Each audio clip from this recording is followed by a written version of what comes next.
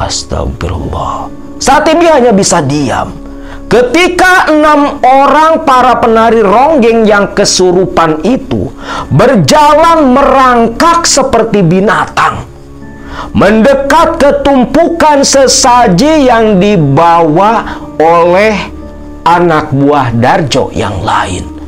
Sesaji yang berupa nasi tumpeng, kembang 7 rupa, dan beraneka macam jajanan-jajanan pasar, dimakan dan diacak-acak oleh 6 ronggeng yang bertingkah seperti binatang.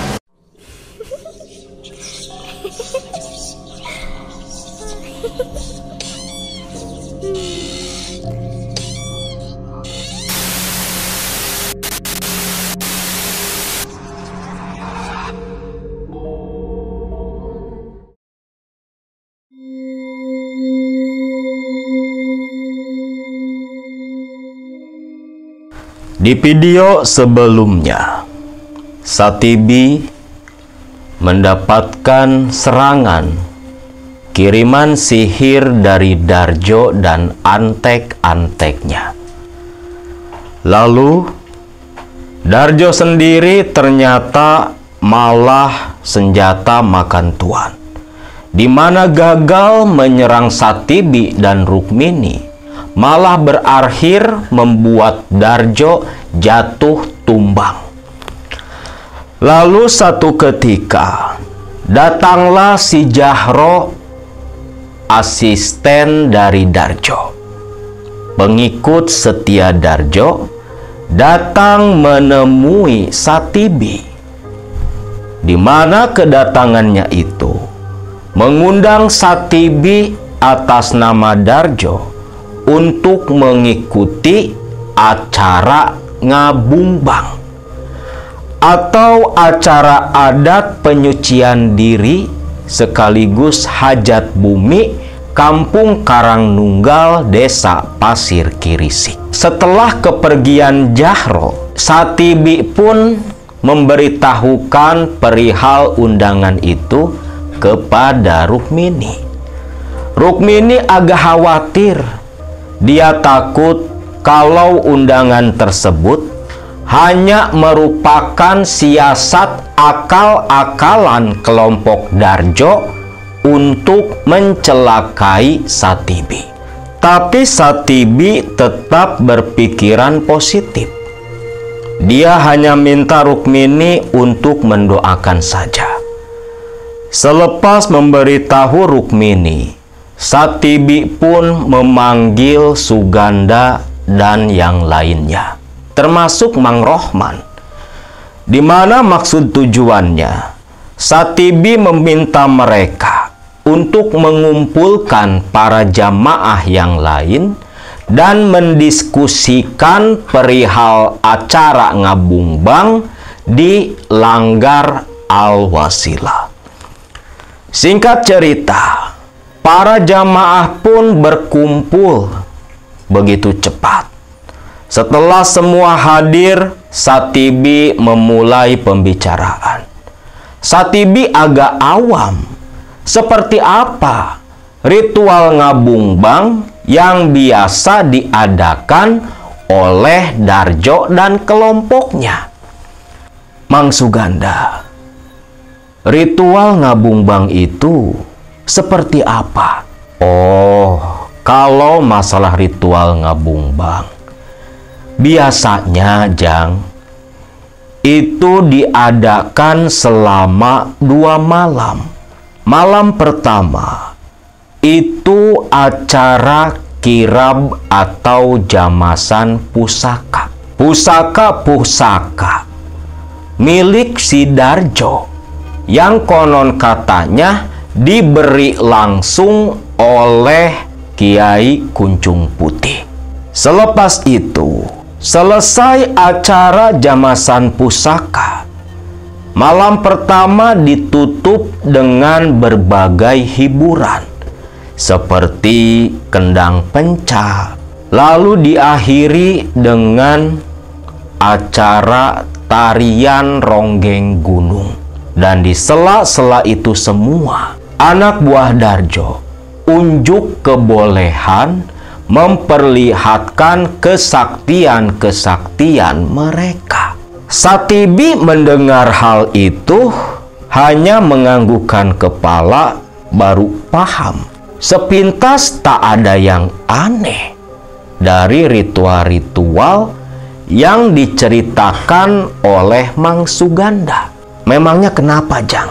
Tanya Suganda balik. Ya, kemarin Mang, si Jahro datang ke Langgar, ngundang saya untuk ikut acara ngabungbang.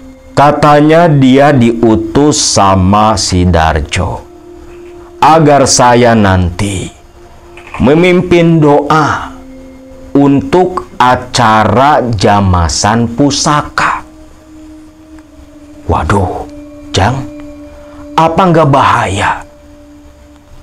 Takutnya itu semua hanya akal-akalan Darjo. Tenang saja, Mang. Kita serahkan semuanya sama Allah.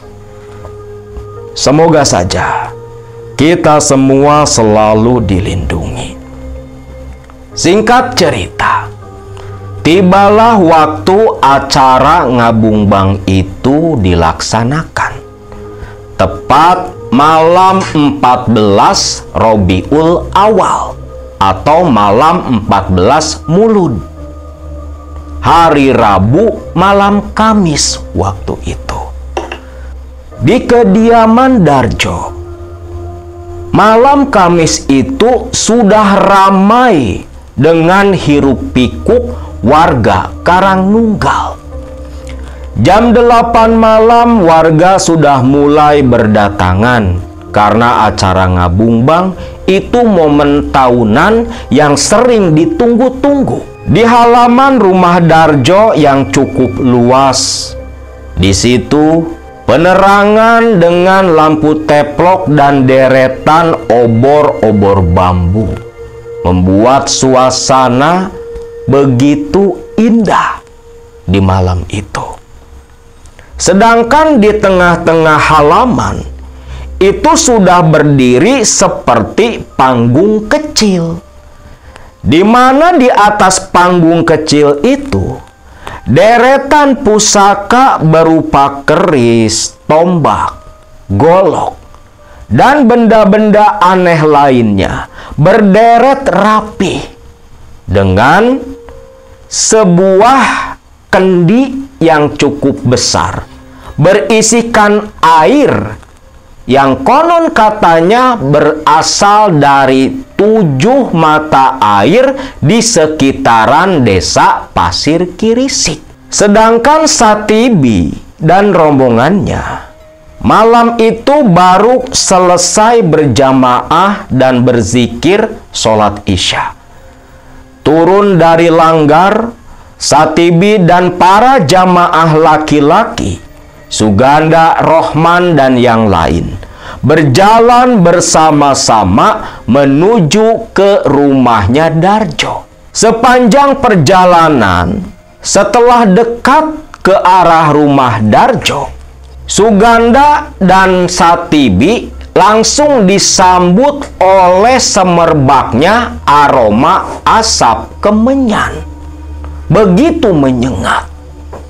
Aduh, Jang, ini si Darjo bakar kemenyan segini banyak. Sepertinya sebentar lagi acara mau dimulai. Gak apa-apa, Mang. Menyan itu kan wangi-wangian. Gak haram kok, ucap Satibi sambil tersenyum.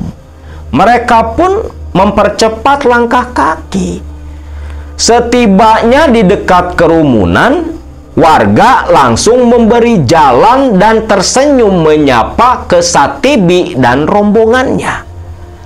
Darjo di rumah panggungnya di Belantar melihat kedatangan Satibi langsung sumringah seperti yang senang, seolah-olah betul-betul menunggu kehadiran Satibi. Lalu si Jahro dan Lukman, orang kepercayaan Darjo, bergegas lari menyongsong kedatangan Satibi dan rombongan. Satibi pun ikut bersama Lukman dan Jahro, ditemani Suganda, sedangkan yang lain membaur dengan warga yang duduk sila rapih di halaman. Sebelum acara dimulai, Satibi duduk di ruang tamu bersama Darjo. Darjo pun mulai bersuara. Jang Satibi, Jang Ustad, maksud Abah ngundang Jang Ustad ke sini tak lain tak bukan mau minta Jang Ustad untuk mendoakan air yang akan digunakan untuk menjamas pusaka-pusaka Abah, pusaka-pusaka peninggalan leluhur penjaga Kampung Karangnunggal. Oh, insya Allah, Bah. Insya Allah. Kalau masalah itu, tentu saya bersedia. Tapi, mana, Bah, air yang mau didoakan? Sebentar, Jang Ustad. Jahro, bawa air 7 mata air itu. Bawa kemari, teriak Darjo. Jahro pun mengangguk. Lalu kendi yang sudah diletakkan di panggung diambil dan dibawa ke rumah Darjo. Ini, Bah, tinggalkan, letakkan di depan Jang Ustad. Jahro pun mengangguk. Air kendi itu pun disimpan tepat di depan Satibi. Lebih cepat, lebih baik, Jang Ustad. Karena acara sebentar lagi akan dimulai. Baik, Abah, baik. Lalu di depan Darjo, Satibi pun mulai duduk bersila dan bertawasul, membaca bacaan-bacaan tahlil, mendoakan air di dalam gentong sesuai permintaan Darjo.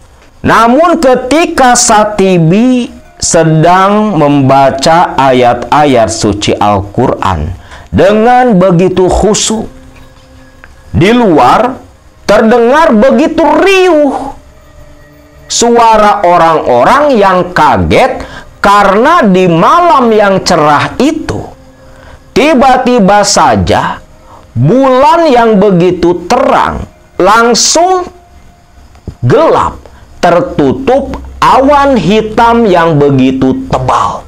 Tak sampai di situ saja, datang hembusan angin cukup kencang.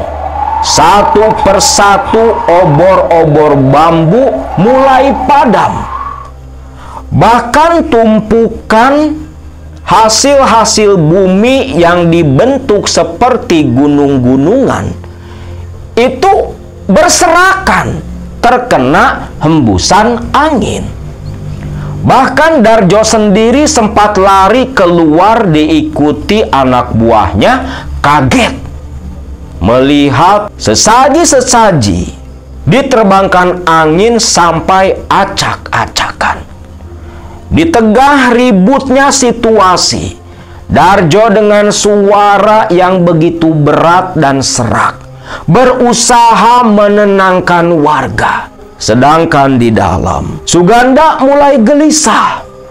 Karena sedari tadi Satibi memulai bacaan tawasulnya, Suganda merasakan hawa panas bercampur dingin menerpa tubuh. Kepala agak sedikit pusing, tapi Suganda berusaha bertahan tatkala melihat Satibi yang masih begitu duduk khusyuk dengan fokusnya. Dan anehnya, selepas Satibi menutup bacaan-bacaannya, menutup doanya dengan surah Al-Fatihah, angin kencang pun berhenti.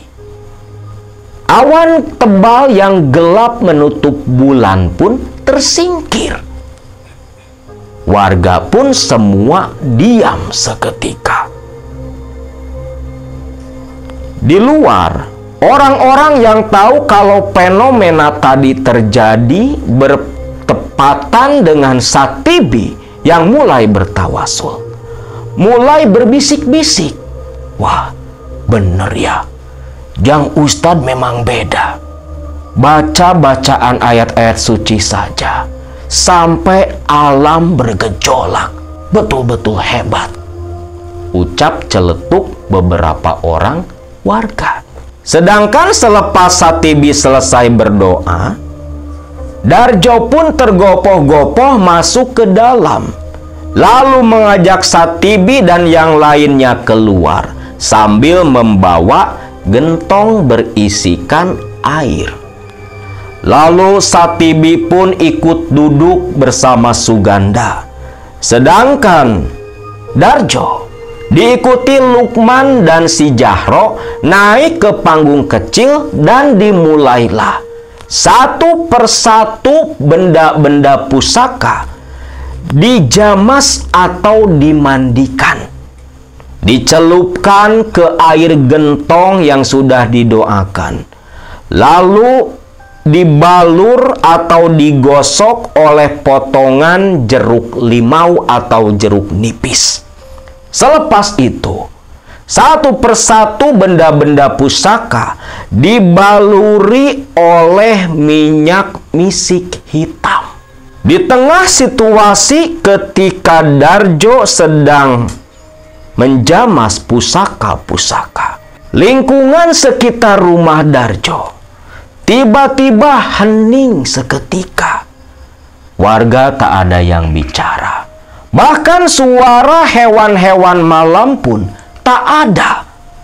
Waktu seolah berhenti saat itu. Satibi sendiri merasa sudah semakin tak enak perasaannya.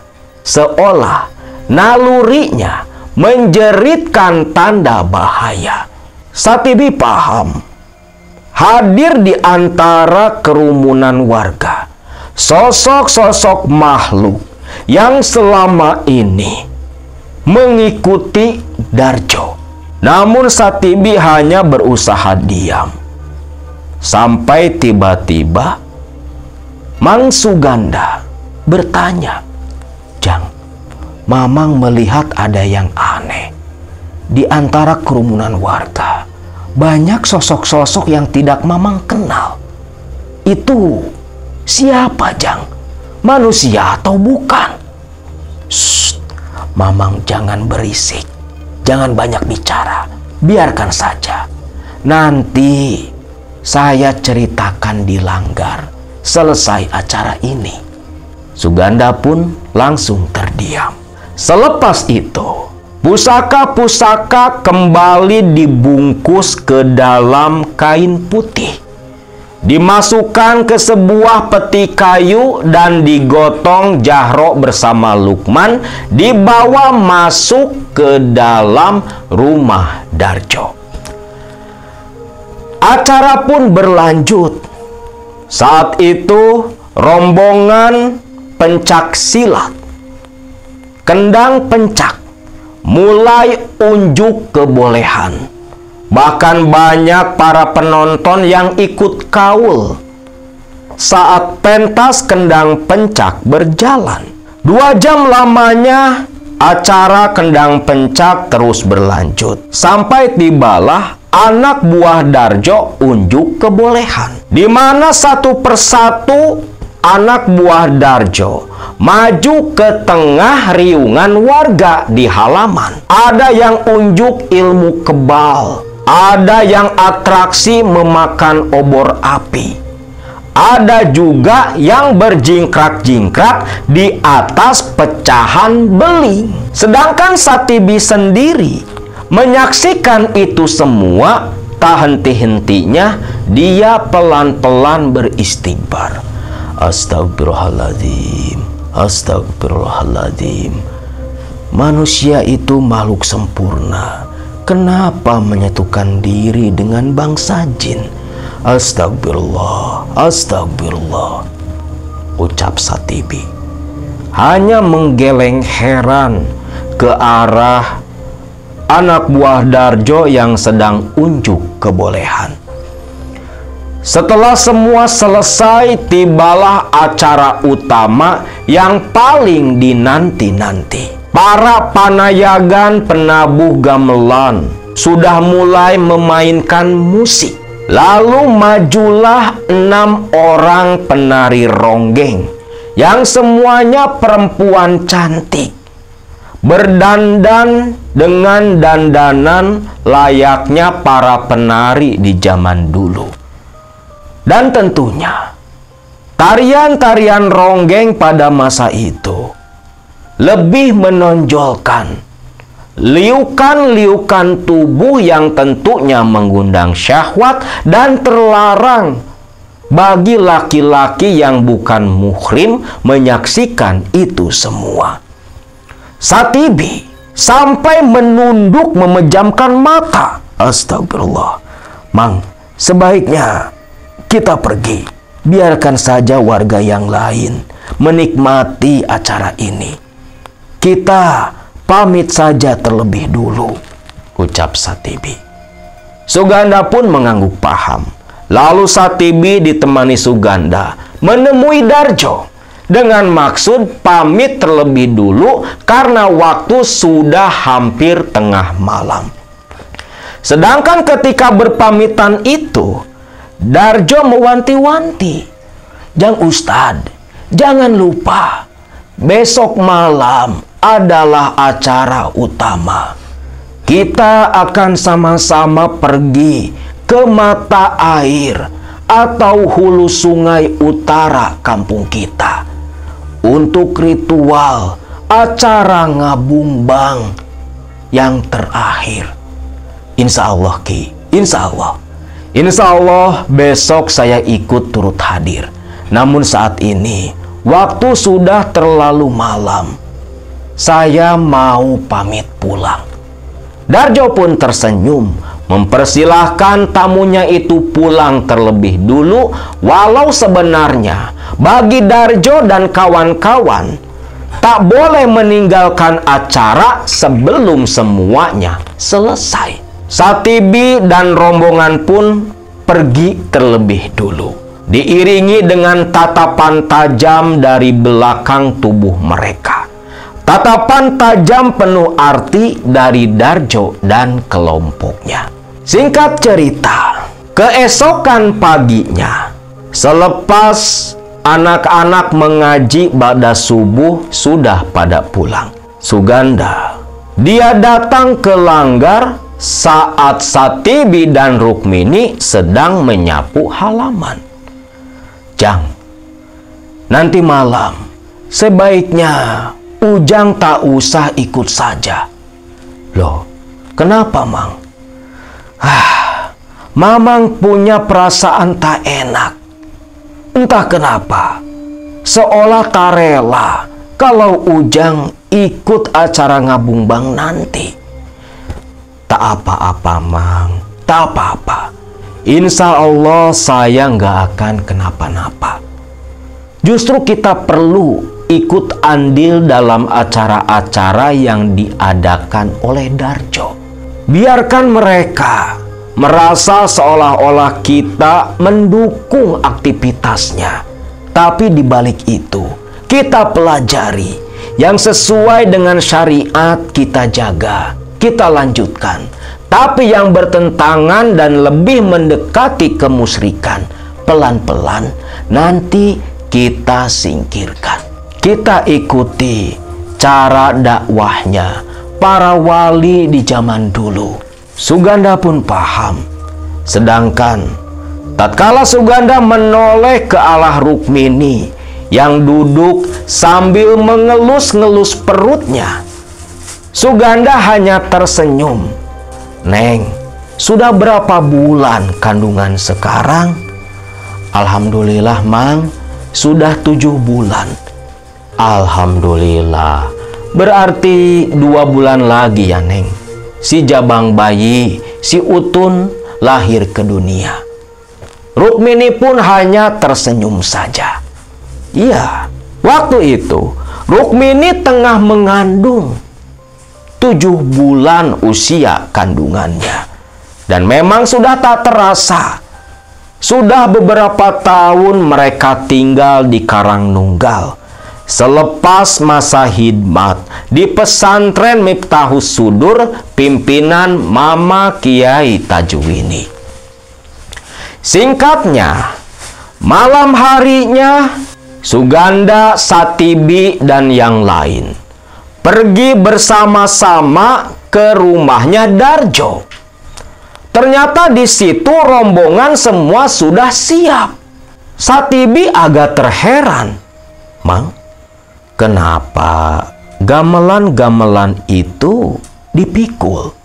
Lalu untuk apa rombongan ronggeng yang semalam ikut juga? Jang, rombongan-rombongan ronggeng itu akan menjadi pengiring kita saat berjalan menuju ke hulu sungai. Kagetlah Satibi. Satibi pun memilih diam dan mengikuti alur kegiatan saja. Lalu tepat jam 9, dipimpin oleh Darjo. Di kiri dan kanan Darjo ada Lukman dan si Jahro, di mana Jahro membawa tempat pembakaran kemenyan dengan arang menyala. Sedangkan Lukman membawa sebuah benda yang terbungkus kain putih yang sepertinya itu benda pusaka. Dan tepat di belakang Darjo, 6 orang penari ronggeng berbaris membentuk 2 barisan. Dan di belakangnya para penabuh gamelan. Barulah rombongan Satibi dan warga Karangnunggal. Darjo pun memberi aba-aba dengan penabuh gong yang langsung menabuh gong 3 kali pertanda acara akan dimulai. Rombongan pun mulai berjalan di jalanan setapak desa. Tabuh-tabuhan gamelan tiada henti bertalu-talu begitu indah, disertai 6 orang penari ronggeng yang terus menari sepanjang perjalanan. Namun ada yang aneh, bukan hanya aroma asap kemenyan yang tercium oleh rombongan. Bau minyak wangi, bau kembang menyatu pada malam itu. Dan yang lebih membuat Satibi heran, kenapa angin bertiup seolah hanya mengikuti rombongan mereka saja, tidak menyebar pada umumnya angin seperti biasa. Mang, kenapa seperti ini? Tanya Satibi ke si Suganda.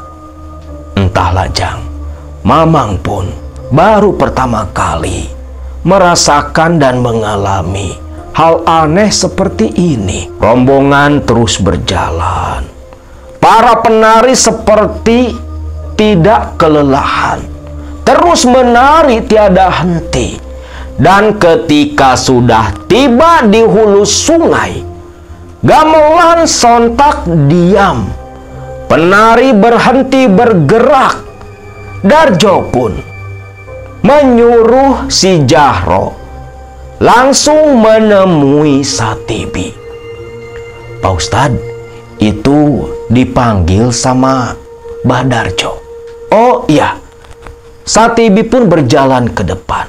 Jang, di hulu sungai inilah ritual terakhir dilakukan.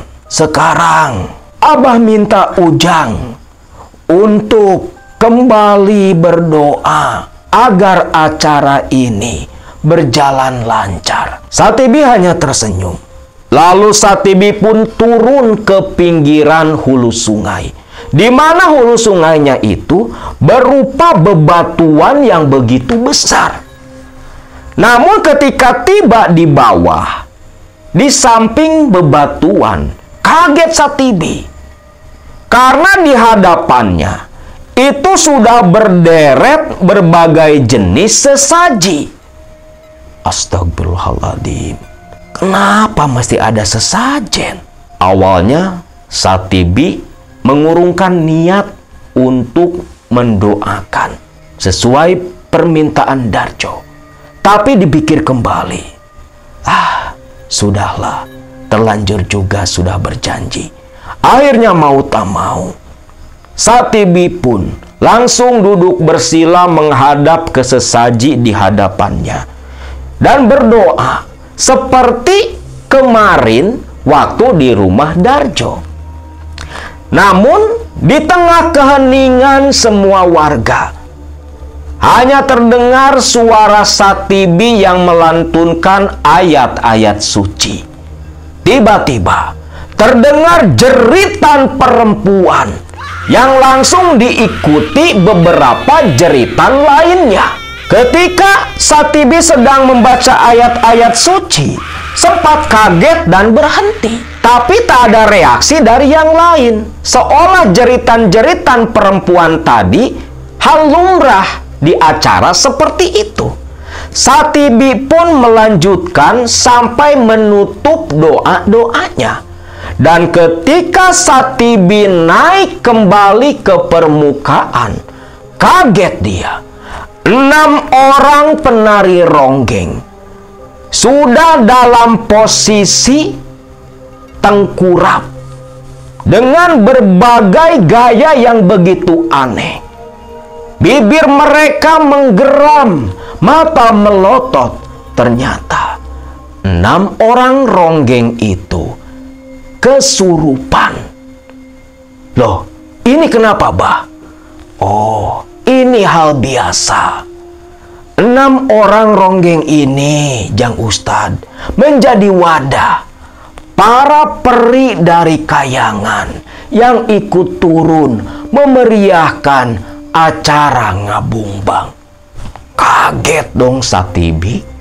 Astagfirullah. Satibi hanya bisa diam ketika 6 orang para penari ronggeng yang kesurupan itu berjalan merangkak seperti binatang, mendekat ke tumpukan sesaji yang dibawa oleh anak buah Darjo yang lain. Sesaji yang berupa nasi tumpeng, kembang 7 rupa, dan beraneka macam jajanan-jajanan pasar dimakan dan diacak-acak oleh 6 ronggeng yang bertingkah seperti binatang. Satibi hanya geleng kepala menyaksikan itu semua. Astagfirullahaladzim. Kenapa acaranya seperti ini? Tapi apa mau dikata? Satibi hanya bisa diam, mengutuk di dalam hati acara nyeleneh yang terjadi di hadapannya. Ada sekitar 1 jam lamanya 6 orang ronggeng itu dalam kondisi kesurupan, menikmati sesaji yang dihidangkan. Dan setelah puas memakan sesaji-sesaji yang dibawa Darjo, satu persatu ronggeng-ronggeng yang kesurupan mulai jatuh tergeletak pingsan, seolah para jin yang merasuk ke tubuh mereka keluar dari raga. Lalu ditolong oleh rombongan para panayagan, dipangku dan dipopong ke kiri, ke pinggiran, diberi wewangian di bawah hidungnya. Lalu perlahan-lahan 6 orang ronggeng itu kembali tersadar. Satibi hanya diam terus dari tadi. Dia terus memperhatikan. Lalu mulailah Darjo memanggil satu persatu warga, dimandikan dengan benda yang berbungkus kain kafan yang ternyata isinya berupa gayung dari batok kelapa. Akhirnya semua rombongan dimandikan bergiliran oleh Darjo. Satibi sudah mulai merasa jengkel. Waktu sudah semakin larut. Sampai akhirnya Satibi pun memilih untuk pamit terlebih dulu tidak ikut melakukan acara ngabungbang sampai selesai. Yang ternyata selepas semua orang mandi di hulu sungai, rombongan akan berjalan menuju ke Bukit Batu Tapak, keramat pasir Kirisik. Dan Satibi meminta Suganda bersama yang lain agar tetap diam dan mengikuti acara. Dalam arti, nantinya bisa melaporkan apa-apa yang terjadi di keramat Batu Tapak. Suganda menyetujui permintaan Satibi. Satibi pun memilih pulang sendirian karena waktu sudah tengah malam. Singkatnya, selepas Satibi pulang, rombongan Darjo pun mengisi kembali kendi dengan air. Lalu bersama diikuti oleh para rombongan naik ke atas bukit ke keramat Batu Tapak. Yang ternyata setibanya mereka di sana, air di dalam kendi digunakan untuk membasuh batu tapak dan menyiram kuburan buatan mereka yang menjadi ciri kuburannya Kiai Kunjung Putih. Acara selesai hampir jam 3 dini hari. Namun, ada hal aneh terjadi di kediaman Satibi. Waktu Satibi pulang terlebih dulu, setibanya di rumah, Rukmini langsung membukakan pintu. Satibi yang begitu lelah langsung menceritakan apa saja yang terjadi di hulu sungai utara kampung mereka. Rukmini hanya menggelengkan kepala. Satibi mengajak Rukmini untuk tidur istirahat, takut kesiangan sholat subuh nanti.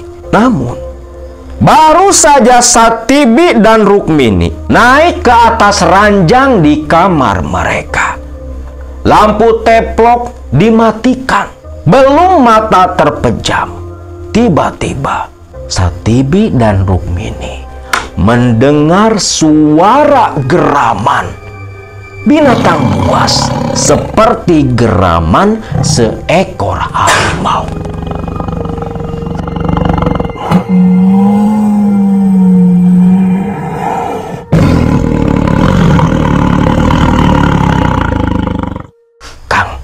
Kang Satibi, itu suara apa, Kang? Astagfirullahaladzim. Diam saja, Neng. Diam. Kita dengarkan saja, ucap Satibi. Suara geraman itu mengaum, seolah mengelilingi rumah Satibi. Bukan hanya suara auman atau geraman harimau, tetapi diikuti pula suara langkah kaki berat mengitari rumah mereka. Rukmini memeluk erat Satibi. Satibi hanya menyuruh Rukmini, berdoa, Neng, berdoa saja, berdoa saja. Makin lama, bukan hanya geraman yang terdengar, tetapi dinding anyaman bambu rumah Satibi seperti dicakar-cakar dari luar. Rukmini semakin ketakutan.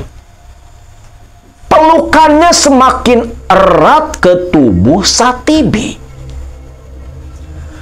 Neng, diam. Tunggu sebentar di sini. Akang mau melihat keluar. Kang, hati-hati. Itu bukan harimau sungguhan, Kang. Itu pasti siluman. Akang sudah tahu. Kamu tenang saja, ucap Satibi. Rukmini pun hanya mengangguk. Lalu di kegelapan rumah Satibi, pelan-pelan Satibi melangkahkan kaki, mengendap-endap. tak lupa dia menyambar tasbih kayu yang tergantung di dinding kamar. Pelan-pelan membuka pintu dapur. Dan bersamaan, tatkala pintu dapur terbuka, suara cakaran berada di balik dinding kamar Rukmini. Ketika Satibi melangkah keluar, pelan-pelan dia menoleh. Astagfirullah, ucap Satibi. Satibi begitu kaget. Terlihat di mata Satibi seekor makhluk yang begitu aneh sedang dalam posisi mencakar dinding anyaman bambu. Makhluk itu dari batang leher ke bawah berbentuk seekor harimau belang. Namun kepalanya adalah kepala seekor domba jantan. Satibi hanya berdiri bingung melihat penampakan makhluk yang begitu aneh. Dia pernah mendengar cerita seekor siluman yang biasa disebut Behehe. Siluman yang berbentuk tubuh seperti harimau namun berkepala seekor domba. Namun mendengar cerita dan menyaksikan sendiri tentu berbeda. Di tengah Satibi yang sedang memperhatikan itu semua, si siluman Behehe itu seolah menyadari ada kehadiran Satibi. Sontak dia berhenti mencakar dinding, lalu berpindah menatap nyalang ke arah Satibi. Mata si siluman Behehe yang begitu bulat dan besar berwarna kemerahan menyorot tajam. Satibi yang baru tersadar, dia langsung membaca doa. Bismillah, Bismillah, Bismillah, Bismillahi, Bismillahi. A'udzu bikalimatillahi tammati min kulli syarri ma khalaq. A'udzu bikalimatillahi tammati min kulli syarri ma khalaq. Satibi terus-terusan mendawamkan doa itu. Sedangkan sosok si siluman melangkahkan kaki begitu berat mendekat ke arah Satibi, seolah ada energi kental yang menghalangi tubuhnya. Satibi mulai bercucuran keringat. Kaki kanannya pelan mundur ke belakang. Tangan kanannya tak henti memutar-mutar butiran tasbih kayu. Terus dia mendawamkan doa. A'udzu bikalimatillahi tammati min kulli syarri ma khalaq. A'udzu bikalimatillahi tammati min kulli syarri ma khalaq. Dia tak henti-hentinya mendawamkan terus-menerus doa tersebut. Namun makhluk itu berjuang begitu keras, mendekat dan mendekat sampai telapak kaki si makhluk yang berkuku tajam itu ambles di atas permukaan tanah. Setelah cukup lama, hampir 1 putaran tasbih, Satibi membaca dan mendawamkan doa tadi. Makhluk itu pelan-pelan berhenti, lalu jatuh lunglai, menggeram begitu kencang, melotot tajam ke arah Satibi. Satibi yang paham makhluk itu sudah kalah tenaga, sudah kelelahan. Tasbih kayu di tangan kanannya, lalu dia lempar sekuat tenaga mengenai kepala si siluman Behehe yang langsung saja berubah wujudnya menjadi segumpal asap. Hilang disertai suara geraman yang menggema, geraman yang penuh rasa sakit. Satibi hanya mengusap muka, bersyukur hilang sudah makhluk itu dari pandangannya. Tasbih kayu yang dia lempar, Satibi pungut kembali. Lalu Satibi bergegas masuk ke dalam rumah. Pintu dapur dia kunci. Lalu Satibi pun menyusul masuk ke dalam kamar, menenangkan Rukmini yang ketakutan. Dan tatkala Rukmini bertanya, "Makhluk apa, Kang, yang sedari tadi mengganggu rumah kita?" "Itu bangsa siluman berbentuk binatang yang orang-orang tua kita dulu menyebutnya dengan nama Behehe." Rukmini pun paham. Dia tahu cerita legenda tentang siluman Behehe. Selepas itu, Satibi pun kembali berkata, "Dan asal kamu tahu, makhluk itulah makhluk tunggangan dan peliharaannya si kuncung putih yang disembah Darjo selama ini." Astagfirullah. Tujuannya apa, Kang? Apalagi kalau bukan untuk mencelakai kita. Biarkan saja. Tak usah kita balas. Biar Allah yang membalas perbuatan mereka, ucap Satibi. Lalu Satibi pun mengajak kembali Rukmini untuk beristirahat. Sampai subuh keesokan harinya, Satibi dan Rukmini terbangun. Mendengar suara azan dari langgar, bergegas wudhu dan menuju ke langgar. Selepas sholat subuh berjamaah, Satibi pun menceritakan apa yang dia alami semalam kepada Suganda. Suganda pun hanya menghela napas panjang.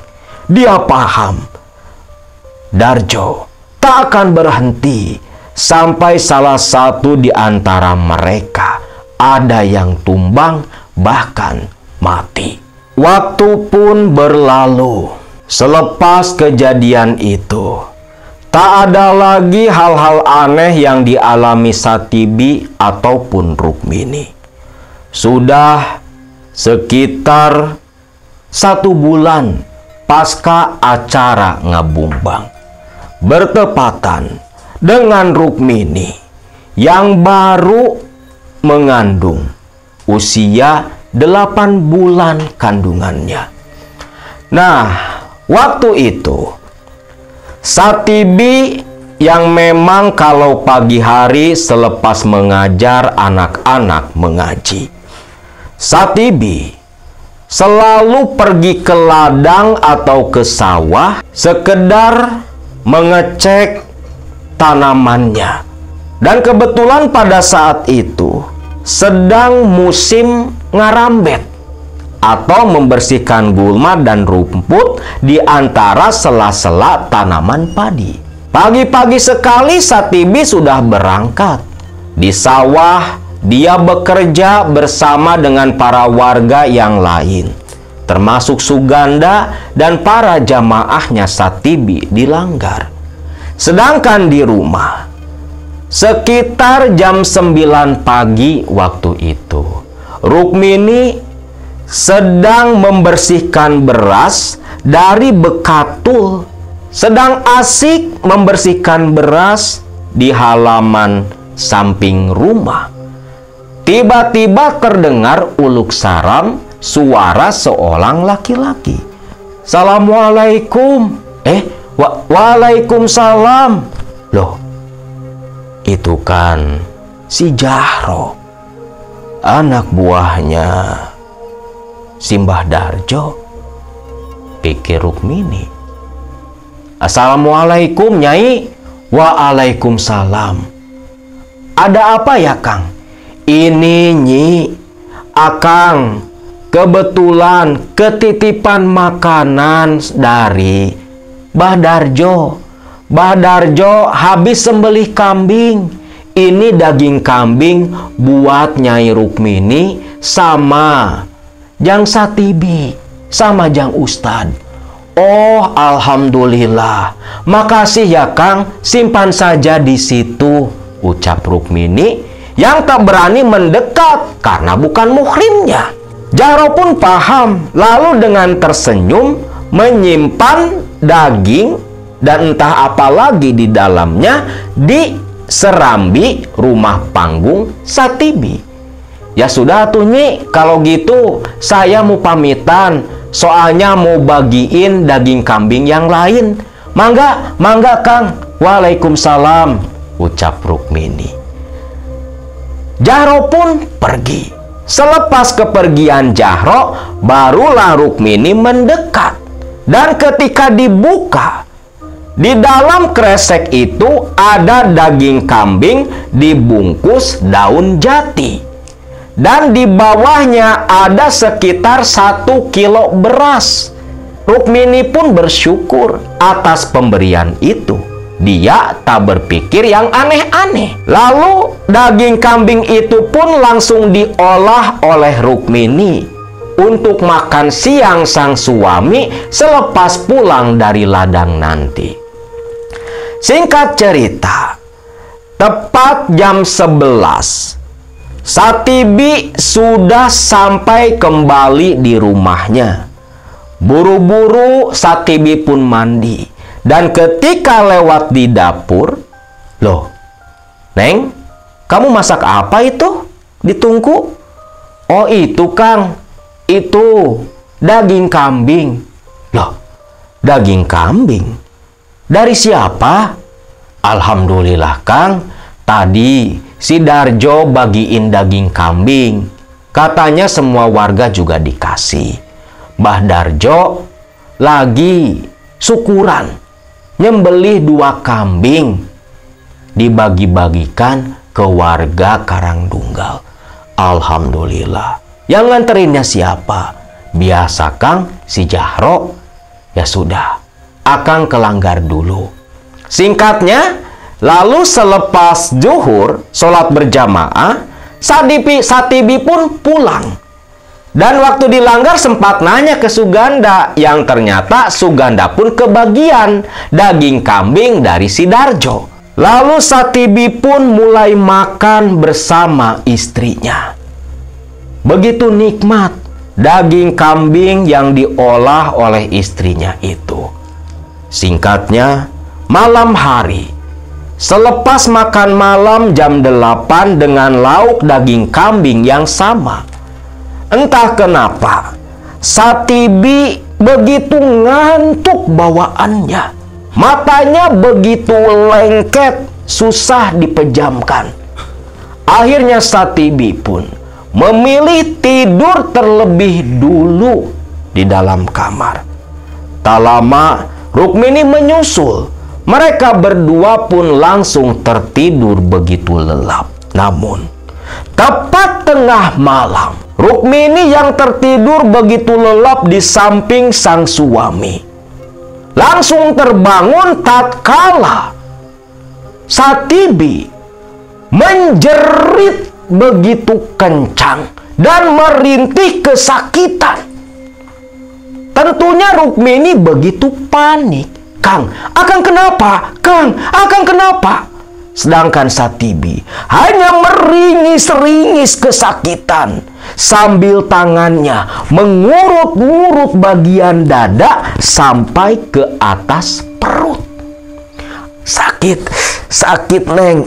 Dada Akang begitu sakit. Perih. Satibi langsung muntah. Rukmini kaget. Suaminya muntah, tiba-tiba langsung berdiri dan menyalakan lampu teplok. Kang, Akang kenapa? Satibi tak menjawab, tapi malah kembali muntah. Lalu Rukmini membawa lampu teplok didekatkan ke arah ranjang. Dan begitu melihat ke arah muntahannya Satibi, Rukmini pun menjerit kaget. Karena yang keluar dari mulut Satibi suaminya adalah darah yang begitu kental berwarna hitam. Rukmini, dia begitu panik, bingung harus berbuat apa. Sedangkan Satibi yang masih mengeluarkan darah dari bibirnya terus mengurut-ngurut dada, menyuruh Rukmini untuk memanggil Mang Suganda. Rukmini yang baru bisa menguasai diri lantas berlari sambil membawa lampu teplok keluar dari rumah menuju ke rumahnya Suganda. Setibanya di rumah Suganda, "Mang, Mamang, Bibi, Mang, Bibi!" teriak Rukmini, menggedor-gedor pintu rumah Suganda. Terdengar dari dalam rumah, Suganda bangun dan setengah berlari. "Loh, ada apa, Neng? Ada apa?" "Mang, si Akang, Mang, si Akang, tolong, Mang, tolong." "Loh, kenapa Jang Ustad?" "Si Akang, Mang, si Akang muntah darah." "Apa? Muntah darah? Ya Allah ya Robi, Mak, buru, cepat!" Memanggil istrinya. Nyai Salamah pun buru-buru keluar. "Akang berangkat dulu." Suganda lari. Di belakang, Salamah bersama dengan Rukmini berjalan pelan. Terlebih Rukmini yang begitu kelelahan karena perut yang sudah membesar. Setibanya di halaman rumah Satibi, Suganda mendengar Satibi terus muntah-muntah dari dalam. Namun ketika melangkahkan kaki mau masuk ke dalam rumah, Suganda kaget karena sekejap dia melihat sekelebatan bayangan hitam berlari ke samping rumah. Namun Suganda tak terlalu memperdulikan. Buru-buru dia masuk. Dan ketika masuk ke dalam rumah, Suganda hanya ternganga melihat Satibi yang sudah tergeletak di ranjang. Tubuhnya lemas, napas tersengal-sengal, lelehan darah masih mengalir di sudut bibir. Dan ketika melihat ke samping ranjang, genangan darah hitam, kental, berbentuk lempengan, mengeluarkan bau yang cukup busuk, membuat Suganda hampir ikut muntah. Tak lama, datang Salamah dan Rukmini menyusul masuk ke dalam kamar. Rukmini menjerit dan menubruk tubuh suaminya yang tak bisa berkata apa-apa. Menggerakkan tangan pun begitu berat, hanya tersenyum lemah, menggupaikan tangan, menyuruh Suganda mendekat. Lalu Satibi berbisik di telinga Suganda. Rukmini dan Salamah tak tahu apa yang diucapkan. Hanya terlihat Suganda dengan wajah yang panik ketakutan menganggukkan kepala. Lalu, apa yang akan terjadi kepada Satibi? Selamat atau tidakkah Satibi? Kita saksikan di video selanjutnya.